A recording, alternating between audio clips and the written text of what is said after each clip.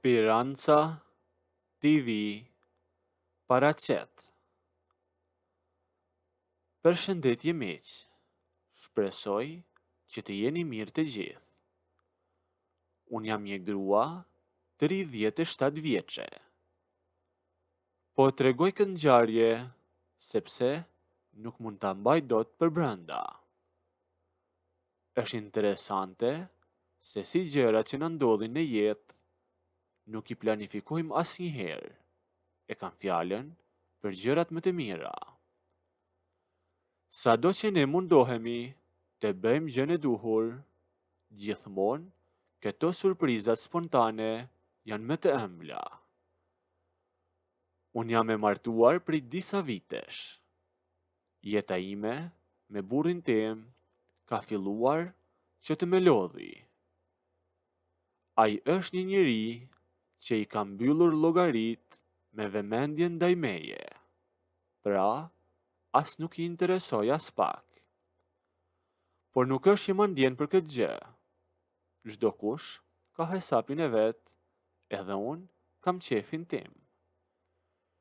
Ai shkon në punë e sa herë që kthehet, vetëm rrin në dhomën e tij, nga njëherë në sallon shikon televizor, ndjek lajmet dhe aq. Asgjë tjetër. Pra nesh jeton dhe vëllau i tij, kunati im. Ai është me i ri në moshë sa burri. Ai është i lëvizshëm shumë dhe ka një tjetër rreth shoqëror. Njën nga shokët e tij të ngushtë është 30 vjeç. Ai as nuk është i martuar, as i fejuar, por e ka ndërtuar jetën e tij mjaft mirë. Ka mjaft para, ka një biznes të vetin, një kafene mjaft të njohur dhe luksoze në qendër të qytetit, dhe ngjet një makinë shumë të mirë që bie në sy kudo ku kalon. Ky shoku i kunatit vinte her pas here tek shtëpia jon për të marrë kunatin. E vizitat e tij ishin të rralla, ndoshta një herë në 2 javë, ama për mua ishin mjaft shumë, sepse kisha filluar të ndjeja për atë djalë. Rrija çdo ditë duke rregulluar veten, duke u lyer e duke krehur flokët, vetëm të prisja se mos ai vinte ta merrte kunatin tim. E ndoshta kalonin 1 javë që unë prisja vetëm për ta parë. E kur e dija që ai do të vinte, rregullohesha edhe më shumë. E ka ndodhur që kam shkuar në parukëri vetëm që të bëhesha më e bukur e t'i pëlqeja atij. Kur vinte shoku i konatit, e nga njëherë rrallë kur hynte në shtëpinë tonë, hynte me një lloj energjie që na mungonte. Ulej në sallon me konatin dhe me burrin tim, e unë her i shërbeja kafe e her diçka tjetër. E vërteta është se unë kisha filluar të çmendesha pas tij, dhe nuk ishte vetëm në kokën time. E ndjeja që edhe ai kishte filluar të më pëlqente. Sa herë që ofrohesha tavolinës për t'i lënë diçka, gotën e ujit apo kafen, ai më shikonte. Nuk më fliste ndonjë gjë, por mënyra se si komunikonim ishte e heshtur. Unë i busjeshja fshehtas, kur të tjerët e kishin mendjen tek biseda tyre, por edhe ai ma kthente me të njëjtën busjeshje. Ishin momente mjaft e vogla dhe shumë të shkurtëra, ama mjaftonin për të më mbajtur mendjen shumë të zënë për ditë të tëra, duke menduar vetëm për atë. Me qenë se ai vinte rrallë në shtëpi, gjeta një mënyrë tjetër për të takuar, sepse nuk më rrihej pa e parë.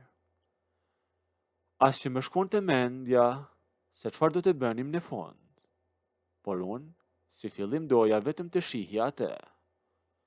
Fillova të shkoja te kafeneja ti në qendër, por nuk mund të shkoja vetëm, ndaj merrja gjithmonë me vete një shoqe.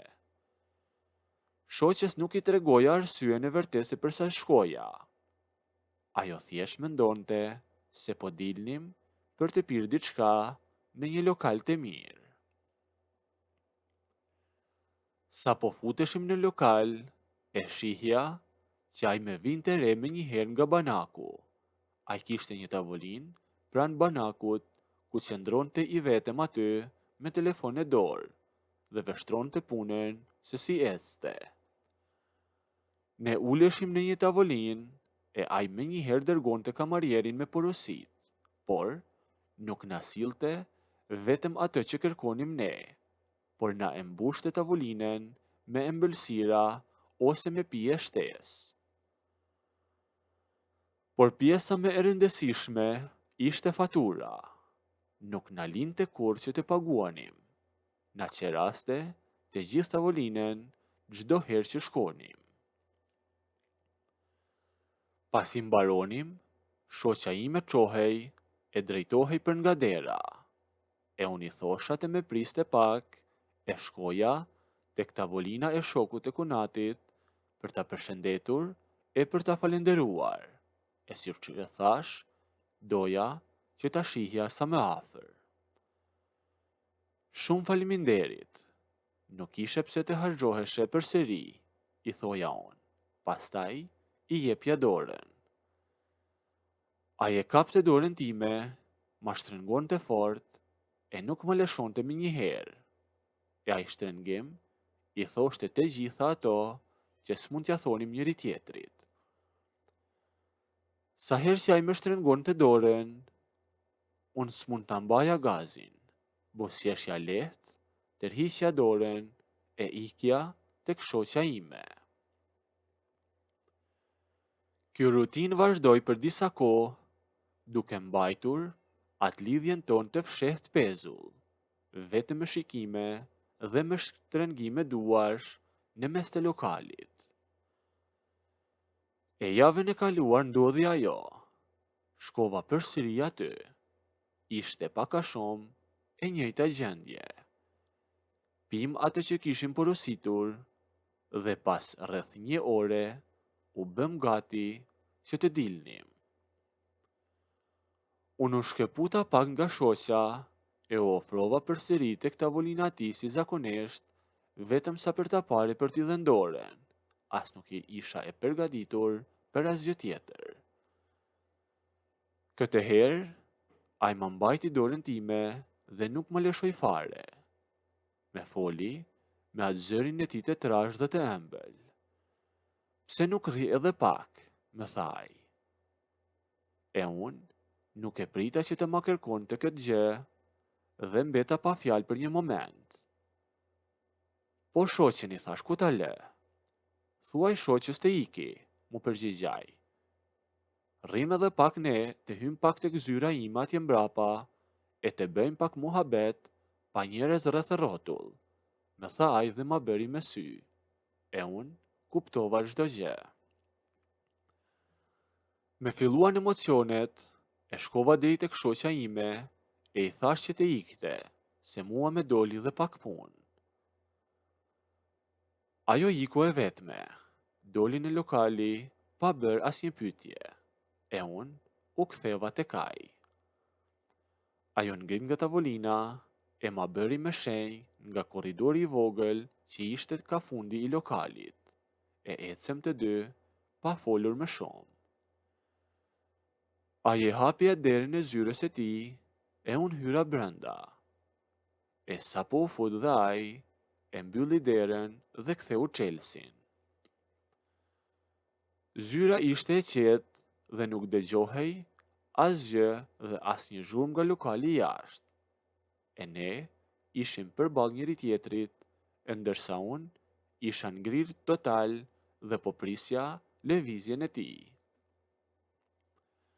Ai nuk me ftoi të ulesha e nuk filloi asnjë muhabet. me doli përpara, me shtrengojnë nga beli, e unë i ngrita të dyja duart, fillova t'i përkëdhelja flokët e u ofrova fare pranë tij. Vetëm sa përkuli kokën pak, e filloj të me puthte në buzë me shumë dëshirë, duke me shtyr pak, e duke me ulur mbi tavolinë, e duke filluar të me puthte prap. Ja hodha duart pas shpine, e fillova ta puthja edhe unë. Nëse doni të ndëgjoni historinë deri në fund, bëjni videon like, a nëse nuk doni, abonohuni ose bëjni subscribe.